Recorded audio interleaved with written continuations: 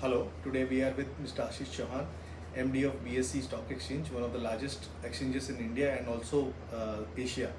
And we're going to ask him about what he feels about the 8 years of Modi ji's prime ministership. Hello, Ashish ji. Thank you for your time. Ashish ji, you are heading one of the largest exchanges in India and Asia as well. And what do you think these 8 years of prime ministership Modi's tenure have given, or benefits that this exchange as well as benefits for the exchange as well as in India as well as Maharashtra? So in a way, if you look at the exchanges reflect the economic prospects of the country. And so what you see in exchange reflected is what is going to happen as per the people who are investing into that sort of those stocks. And if you look back in 2014, if I recall correctly, the total market capitalization of India, that is BSE's market capitalization, which is the wealth represented, was around 75 lakh crore rupees. Today, after 8 years, it's around 2.6 lakh crore rupees. Right? So it is like it has increased by 2.5 times. In a way, it's almost totally 3.5 times, out of which increases 2.5 times, which is a phenomenal number if you take a look at it. But more importantly, I think what has happened over last 8 years is that India has catapulted itself into one of the finest soft infrastructures in the world. When you look at analyze any economy, there are two types of infrastructure. One is what we call hard infrastructure. So you get good buildings, good roads, good ports, electricity generation. That's what I call old economy, but they are required, right? Sewage systems and so on and so forth. That is where India was always lacking for last 1,000 years in a way. If you go to Europe, you go to US, you can get impressed by the hard infrastructure they have, the best roads and best ports and best ways to do things in physical format. The newer world, where the wealth is going to be created, is using the soft infrastructure, which is the 4G mobile in everyone's hands, and then usage of that. And for me, every infrastructure has a purpose. So the modern soft infrastructure, India is now what I call in 21st century. China is in 20th century, and US is in probably early 20th or 19th century. So effectively, we have leapfrogged literally two or 300 years of the soft infrastructure creation, which is going to help India create so much more wealth going forward, because most of the wealth gets created by the technology, usage of technology by any society.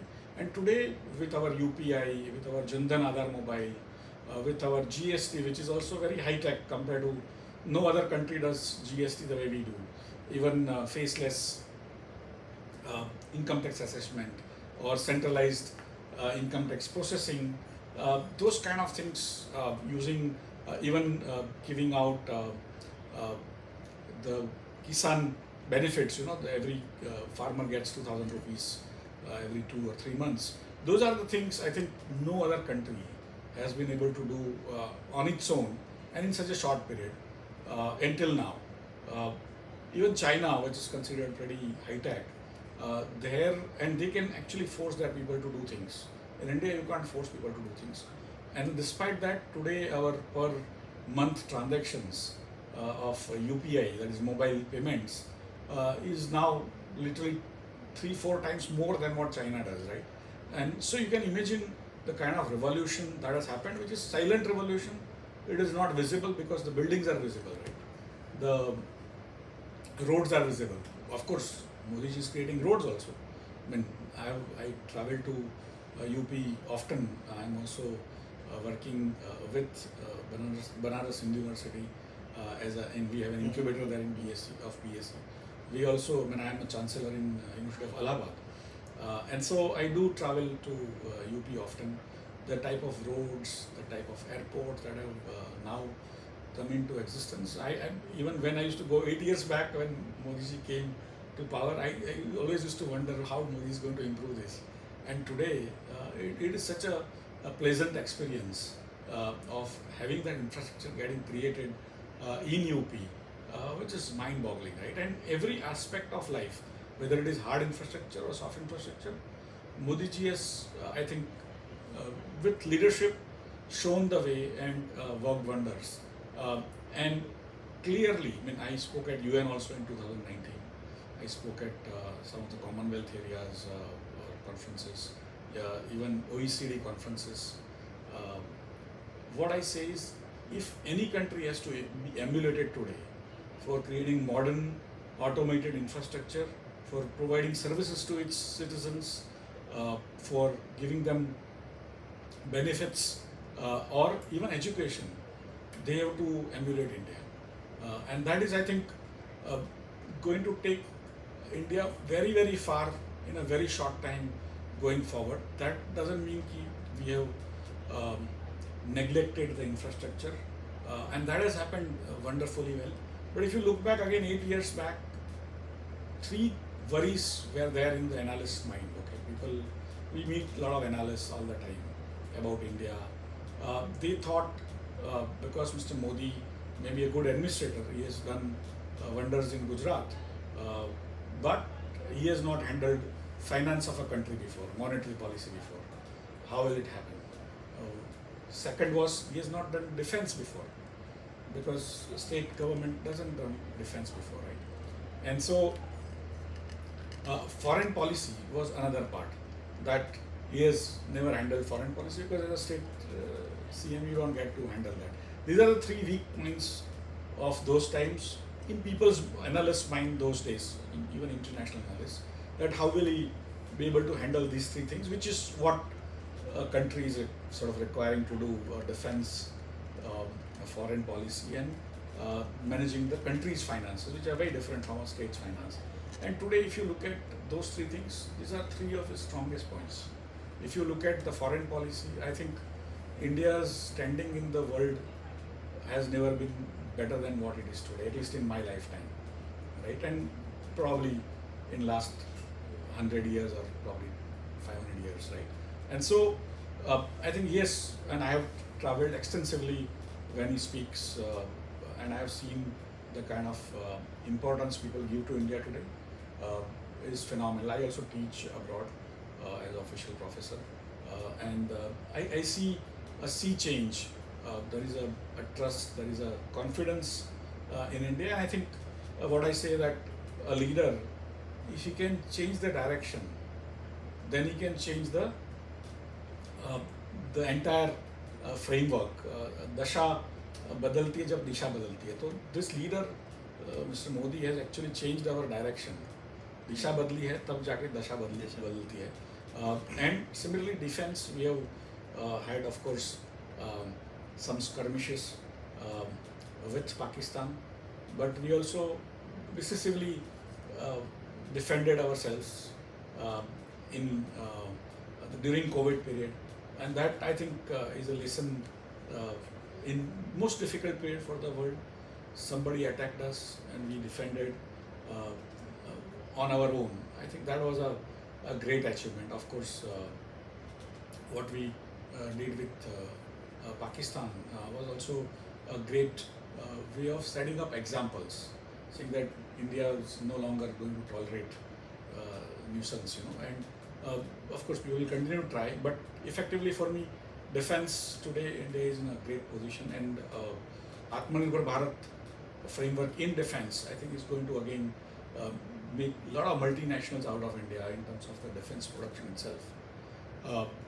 In terms of the foreign policy, as I said, today we were also lucky to have many of the lieutenants of Mr. Modi who have been themselves very erudite and very forward-looking and taking India's case very well. But just the intervention in Ukraine, taking 20,000 people out of Indian origin, not only Indian origin, but Indian people, but even Bangladeshis we have taken out, Nepalis we have taken out, but no other country tried. Even China did not try, right? US did not try, and here they actually stopped the war because Indians were to be taken out. I think we have to give credit where it is due. Right? And similarly, before that, Yemen, early days, if you recall, Mr. Yes. General V.K. Singh had to be sent personally, physically, stayed there, and again, Americans and Germans had also to be rescued by India, and that is showing you India's ability to take initiative. And similarly, Quad is a great example of how to build alliances across the world. Similarly, our relationship with very many other countries in the world has improved substantially and qualitatively also, not only in terms of quantity. I've seen him visiting literally when he goes from here to Europe, to US, he will get down in Europe in the morning, do meetings, and then go to US. And those are, I think, that tells you how meticulously he plans and works. And similarly, in the financial system, managing that, I think it has been a phenomenal sort of experience for all of us. As I told you, the market capitalization of India itself has increased, the wealth that India represents, and especially during COVID. COVID was a Susashan which not many people expected to pan out for India so well. But just in the financial sector itself, we have done UPI, we have done Jan Dhan Aadhaar Mobile, we have done Mudra loans, we have done so many things which has allowed the entire India to feel that they are part of the system. When he started Jan Dhan Aadhaar Mobile along with Swachh Bharat Yojana, I think two things were going simultaneously, and people thought, why poor people require the bank accounts, right? And 30 crore bank accounts were opened in 1 year. Even bankers were kind of perplexed. And today you can see the results that literally every Indian household has a bank account. They get their subsidies, they get their money in that, and they are able to also use that money instantaneously using the UPI, sort of using their mobile payments, buy anything. The COVID management is again, I think, a case in point in every direction. Literally, when on I think March 23rd, 2020, he came to the television on a Sunday evening and said, now we are going to close down. Before that, already they had prepared. One day, Janata Curfew was done. A lot of other things were done. But one of them, what he did, was that the stock markets were never part of essential services. 1 week before March 23rd, actually stock market services were considered and announced to be essential services, and nobody figured out why. Because banking services considered essential services, municipal services considered essential services, even railways are considered essential services. Never in life stock markets.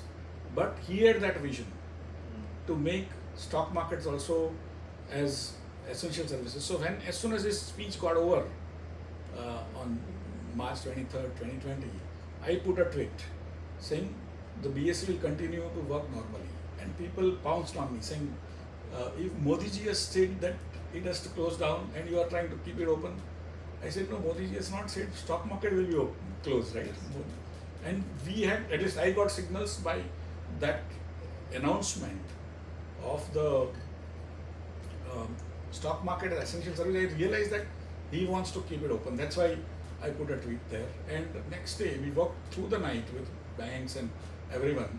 And normally we would do payout at 10:30 for the money.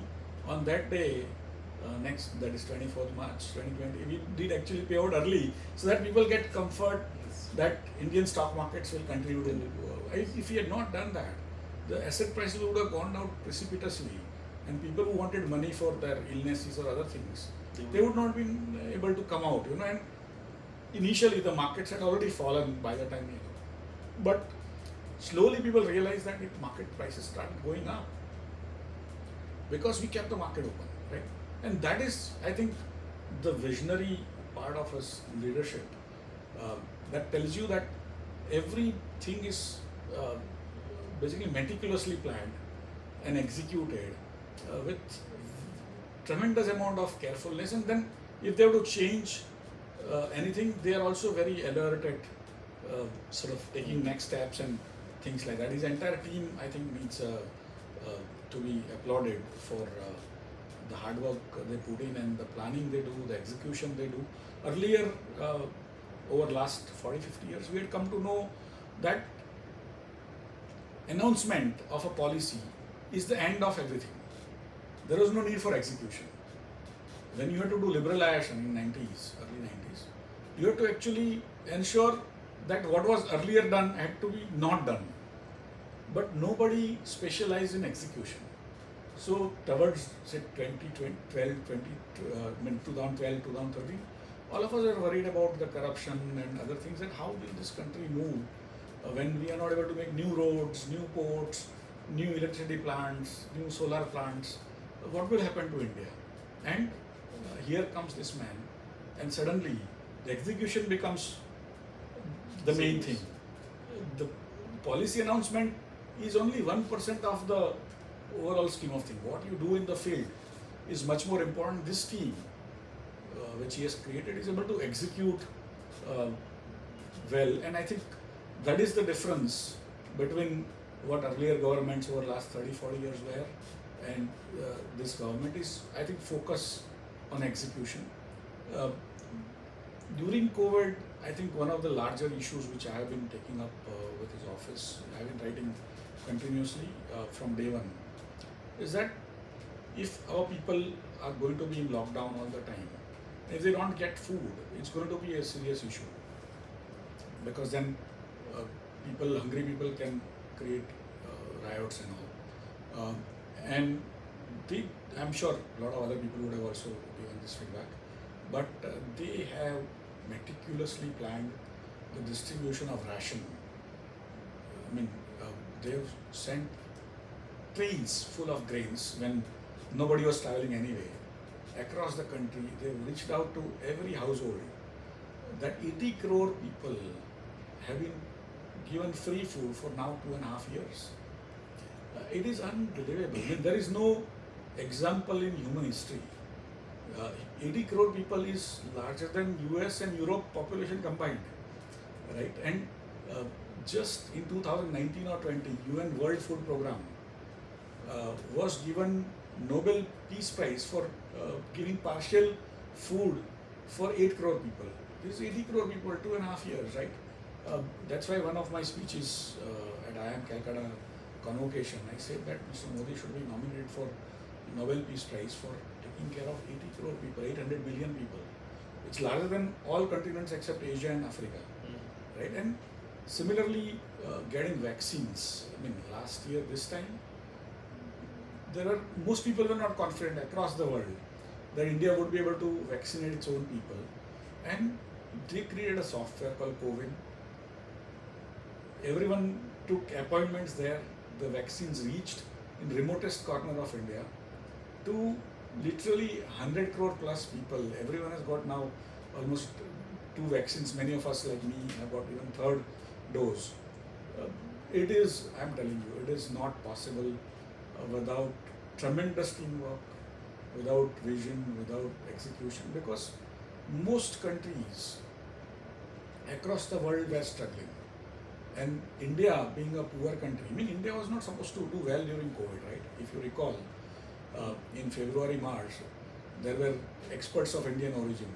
I call them EOIs. Nobody asked them in their own country where they stay. But when they come to India, we put them on television, talk to them, believe in what they do. I think one Professor Lakshmi Narayan, I think, he had mentioned that by June or July 2020, India would have like 30 crore cases and 10 crore deaths as per his model. And it was a panic. India was not supposed to do well. Our per capita GDP is $2,000 per person. And America is $66,000 per person, 33 times more per capita income. But infection rate in India is now in ranking 120 out of 224 territories and countries. Worldometers.org is actually monitoring, US is in top 20. In number of infections per million and number of deaths per million, US, UK both, which are 20 to 30 times more income than us, they are having that type of numbers because India has done phenomenally well during COVID by by giving free food, free subsidy to even buy things, and ensure that everyone is safe by giving vaccines, reaching out to their homes, and more importantly, India ran itself without any riots. There was no major problem at all. India also ran the entire world. Most of the retail chains in the world, most of the banks in the world, most of the ATMs, even people call for orders, most of their software are done in India. Most of their back office work is done in India. Despite all our lockdowns, India did not fail anyone. People were worried that India would, if India closes down, India will create problem for itself, but it will create problem for the world also. But it did not happen. India actually managed itself well, it managed the world well, and it also provided a lot of medicines to the world, a lot of vaccines to the world, food to the world. Today, in last 2-3 years, India's position in the world sort of decision-making framework, whether at the policymaker level, politician level, has gone up several notches. India has acted tremendously responsibly. Compared to that, China has acted very responsibly. So effectively put together, suddenly India has come up, and it doesn't happen often. It doesn't happen without somebody having that courage and that ability to work hard, right? And for me, I think 8 years of Mr. Modi's government has given you a template of an administrator who works really hard, and I think it is going to be very difficult for anyone else now in future to emulate, even come close to what has happened. It is in some ways miraculous. In some ways, India needed this. And for me, I'm delighted that we are all living through these times where India's stock in the world market is coming up.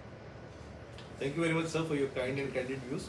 And I hope that we do really well in the coming 2 years also to make sure we live up to all your expectations. Thank you very much.